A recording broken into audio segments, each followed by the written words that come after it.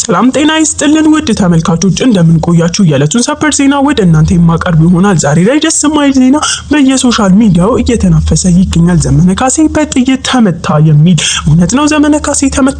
ማንስ ነው የመታው? የህወሓት እጅ አለበት የሚባለው ጉዳይ ምን ያህል እውነት ነው? ጌታቸው ረዳስ እንዴት ነው እዚህ ነገር ላይ እጁ የተገኘበት የሚለውን እንግዲህ አጠናቅሬ ወደ እናንተ የማቀርብ ይሆናል። ዘመነ ካሴ በጥይት ተመቷል የሚለውን መረጃ ስናይ አዎ እጁን በጥይት ተመቷል።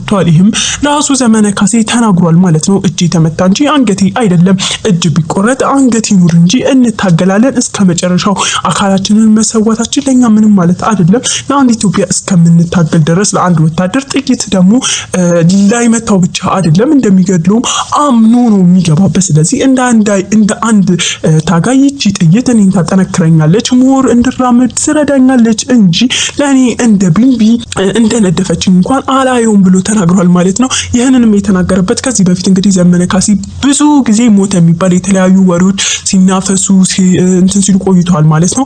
እንግዲህ አሁን ላይ ይቺን ትክክለኛ መረጃ በጥይት መመታቱን እንኳን ተሰምቶ ቀርቶ ያው ብዙ ጊዜ ሞተን ተብሎ ህዝቡን እያሳመኑት የሚገኝ አይነት ዜና ስለወጣ አሁን ላይ ከሌላ ምን መስማት አይጠበቅባቸውም። ለኔ ናት አዎ መቶኛል ሳይሆን ጨረፍ አድርጎኛል ነው የምለው። እኔ ሊያውም ከቢንቢ መንደፍ እንኳን እኩል አላየውም፣ ምክንያቱም ለኔ እቺ ጨረፍታ ናት ብሎ ተናግሯል ማለት ነው።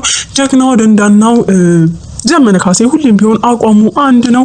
ለአንድ አማራ ህዝብ ለአንድ እንደ አማራ ታጋይ የቆመ አንድ ጀግና ነው ማለት ነው። ነገር ግን እዚህ ምት ላይ ዋናው ነገሩ ከየት ነው ይሄ ጥይት የመጣው? ከየትስ ፓርቲ ነው? እንዴትስ ያሉበትን አነፍንፈው ሊደርሱበት ቻሉ የሚለው ነው። ይሄም እንግዲህ የህወሓት እጅ አለበት የሚባልና የጌታቸው ረዳ ደግሞ አዛዥነት ይገኝበታል የሚል ትልቅ ጉዳይ ተከፍቷል ማለት ነው። ይሄም የሆነው ከዚህ በፊት እንግዲህ ከርተው እየገቡ ያሉ ፋኑን እየተቀላቀሉ ያሉ የተለያዩ መከላከያዎች አሉ። ከነዛ ውስጥ እንግዲህ ከመከላከያው ጋር አንድ የህወሓት አባል ወይም ደግሞ የጌታቸው ረዳ ጆሮ ጠቢ የሆነ ሰው እንግዲህ እንደገባባቸው ነው ጌታዎች እያስረዱ ያሉት ማለት ነው። አሁን ላይ ጌታቸው ረዳ እንግዲህ እየተወቀሰ የፋኑ ፓርቲም እጁን ሁሉ ወደ ጌታቸው ረዳ እየጠቆመበት ይገኛል። ይህም የሆነው ያው ወታደሩ ወይም ደግሞ ለሱ በሳስ የሆነ ሰው ይሄን ጥቃት ፈጽሞ ያው ዞር ማለት አልቻለም። ወዲያው ማድረግ ያለባቸውን ያው የፋኑ አባላት አድርገዋል። ሆኖም ግን ይህ በጣም ትልቅ እርምጃ ነው። አሁን ላይ ደግሞ ዘመነ ካሴን እያሰጋው ይገኛል። ይሄ በራችን ለሁላችሁም ክፍት ነው፣ ሁላችሁም እና መቀላቀል ከኛ ጋር ሆናችሁ መዋጋት ትችላላችሁ የሚለውን ጉዳይ ትንሽ ወሰብሰብ እያደረገበት መጥቷል። እሱ ይህንን መሪ ቃል ይዘው እንግዲህ በተለያየ አባላቱና ደጋፊዎቹ ቅስቀሳ የሚያደርጉት ሁሉም ወደ ፋኑ እየገባ ቀስ በቀስ እንዲሆን የሚያደርጉት ሁኔታ እንግዲህ አንድ ላይ ድርቢያ ብር አይደል የሚባለው እንደዛ የማድረግ ሁኔታ ለመፍጠር አስበው ነው። ነገር ግን አሁን ላይ መለየት አልቻሉም። እየተማረኩ ቢመጡም እየሰጡ ቢመጡ ማን ምን አስቦ ማን ከምን ተልኮ ምን እያደረገና ለምን እንደመጣ ማወቅ እየተቻለ አይመስለኝም። ብዙ መከላከያዎች እየገቡ ነው እንደምናውቀው፣ ወደ ፋኑ እየተቀላቀሉ ነው፣ እጅ እየሰጡ ነው፣ እየተማረኩም ጭምር ነው። በሚማረኩበት ሰዓት ግን ሁሉም የሚደረገው ትንሽ ፈተና ተሰጥቷቸው ያችን ፈተና ከአለፉ ቀጥታ ወደ ፋኑ የቻሉት ባላቸው እውቀትና ባላቸው ጉልበት እንግዲህ እንዲያሰለጥኑ እየተደረጉ ስልጠናን የፋኑ ልጆችን እያሰለጠኑ ያው የቡድኑን አባል እንዲቀላቀሉ እየተደረገ ነው ማለት ነው። ይህ ሁኔታ ግን ቀስ በቀስ ወደ መጥፎ እየሄደ ነው። ጠላትም አብሮ ታፍሶ የመግባት ወይም ደግሞ ለጠላት ይሄ በር መክፈት ለጠላት ራሱ አንድ በር መክፈቻ እየሆነ ነው ማለት ነው።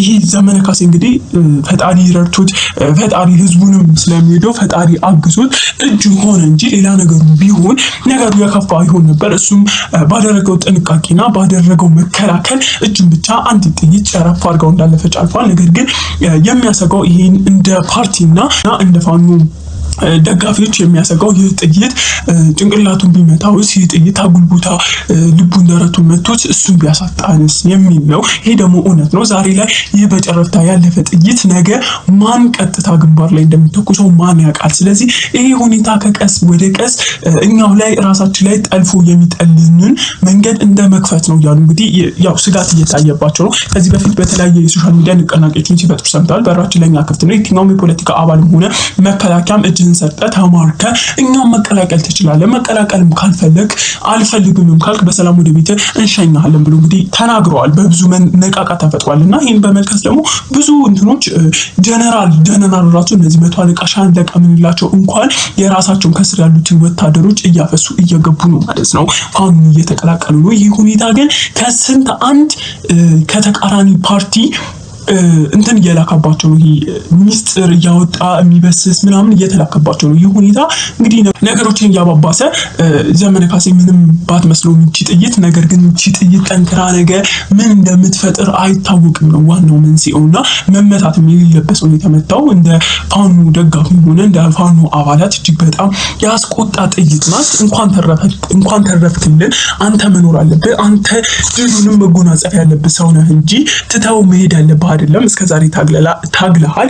ለድል አሁን የቀረን ትንሽ ቀናቶች ናቸው። ስለዚህ ራስን መጠበቅ አለብህ አደራ እያለ እንግዲህ ብዙ አድናቂዎቹ፣ ብዙ ወዳጆቹ፣ ብዙ ደጋፊዎቹ የትግሉ አባላት የሆኑ ታላላቅ ሰዎች ለሱ የተለያዩ መልእክቶችን እየጻፉ እንደዚሁም በስልክ እያወሩት ይገኛሉ ማለት ነው። ራሱን እንዲጠብቅ እስከዛሬ ታግሎ እዚህ ደርሷል። ስለዚህ ይሄ ሰው ምንም ሳይሆን ያሰበውን ዓላማና ግን መምታት አለበት። ዘመነ ካሴ እንደሚለው ግን እኔ ባልኖር ያፈሯቸውን የመሳሰሉ ጀግኖች አሉ ብሎ ነው የሚያወራው በሙሉነት በደንዳናነት። ሆኖም ግን ደጋፊዎቹና የቡና አባላት እኛ ድልን እንጎናጸፋለን፣ አይቀርም፣ ምክንያቱም ፈጣሪ ከኛ ጋር ነው። እኛ ጥይትና ጠመንጃ እሳትን ብቻ አይደለም ይዘን የምንጓዘው፣ ከኛ ጋር አምላክ አለ እያሉ ነው ሁሌም ቢሆን የሚያወሩት። ሁሌም ቢሆን በአምላካቸው የሚተማመኑ ሰዎች ናቸው። ሁሌም ቢሆን እየጸለዩ ነው። እኛን የሚወደን ገንዘብ ያለው በገንዘቡ፣ ጉልበት ያለው በጉልበቱ፣ ጀግንነት ያለው በጀግንነቱ፣ አቅም የሌለው ገንዘብ የሌለው ደግሞ በጸሎቱ የሚቆምልን ብቸኛ እንግዲህ ትልቅ የሆነ ፓርቲ ነን እና ሁሌም ቢሆን ድል ከፋኖ ጋር ነው እያለ እንግዲህ በልበ ሙሉነት ነው የት የሚያወራ ዘመነ ካሴ። ልቡ ሙሉ አድርጎ ጀግንነቱን ከፊቱ አድርጎ ለአንድ ኢትዮጵያ የሚዋጋ ሰው ነውና አሁንም እንደ አንድ ጀግነኛና እንደ አንድ ወታደር ይቺ ጥይት ጨረፍ አርጋ ማለፏ ምንም ማለት አይደለም። ያውም ይበልጥ ደሜን ባየው ቁጥር ይበልጥ ወኔ እንድነሳሳ አድርጎኛል፣ ይበልጥ አጠንክሮኛል፣ ይበልጥ እንደማበረታቻ መርፌ ነው ቆጥሮ ብሎ ተናግሯል ማለት ነው። ይህ ንግግሩ ደግሞ አሁንም ቢሆን አድናቂዎችን በቃ ያሰኘ ሳያኒ ደግና በርታልን የንጀና የሚሉ የተለያዩ መልእክቶችን ያው እንዲደርሱት አድርጓል ማለት ነው። ተመልካቾቻችን አሁንም አዲስ መረጃ ሲኖር ወደ እናንተ እናቀርብላችኋለን። ለቻናሉ አዲስ ከሆናችሁ ሰብስክራይብ በማድረግ ቻናሉን ተቀላቀሉ። መልካም ቀን ይሁንላችሁ። ስለተከታተላችሁኝ አመሰግናለሁ።